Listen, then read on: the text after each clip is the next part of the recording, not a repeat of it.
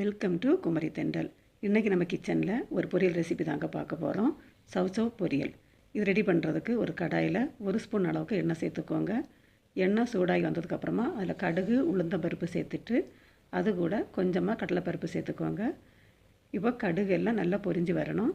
இந்த மாதிரி பொரிஞ்சு வந்ததுக்கப்புறமா ஒரே ஒரு மீடியம் சைஸு பெரிய வெங்காயத்தை இந்த மாதிரி கட் பண்ணிவிட்டு சேர்த்துக்கோங்க.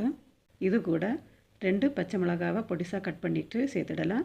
இது கூட கொஞ்சமாக கருவேப்பிலை இவ்வளோ சேர்த்துட்டு இந்த வெங்காயம் இந்த அளவுக்கு கண்ணாடி பதத்துக்கு வரணும். அது வரைக்கும் வதக்கி எடுத்துடலாம். ரொம்ப அதிகமாக வதங்கி வர வேண்டாம்.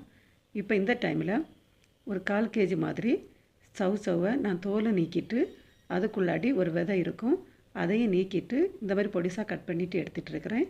இதை இப்போ இதில் சேர்த்துட்டு ஒரு வாட்டி நல்லா இதை கலந்து விட்டுக்கோங்க.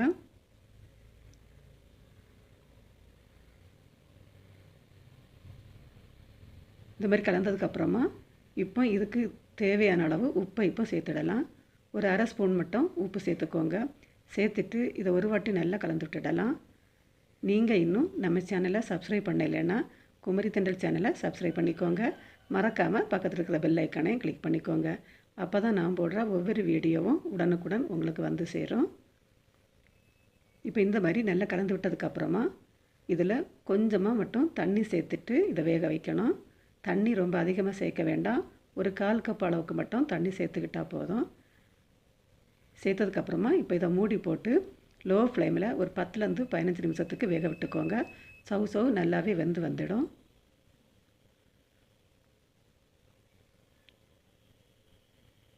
இப்போ ஒரு 10 நிமிஷம் ஆனதுக்கப்புறமா ஓப்பன் பண்ணி பார்க்கலாம். சவ் வேகிறதுக்கு ரொம்ப டைம் எதுவும் எடுக்காது, சீக்கிரமாகவே வெந்து வந்துடும். பாருங்கள், நம்ம சேர்த்துட்டு இருந்த தண்ணியெல்லாம் நல்லா ட்ரை ஆகி சவ் நல்லாவே வந்துட்டுருக்குது.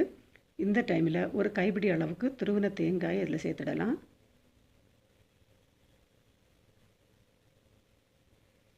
சேர்த்துட்டு ஒரு வாட்டி இதை நல்லா கலந்து விட்டுக்கோங்க. கலந்து விட்டதுக்கப்புறமா ஸ்டவ் ஆஃப் பண்ணிடலாம்.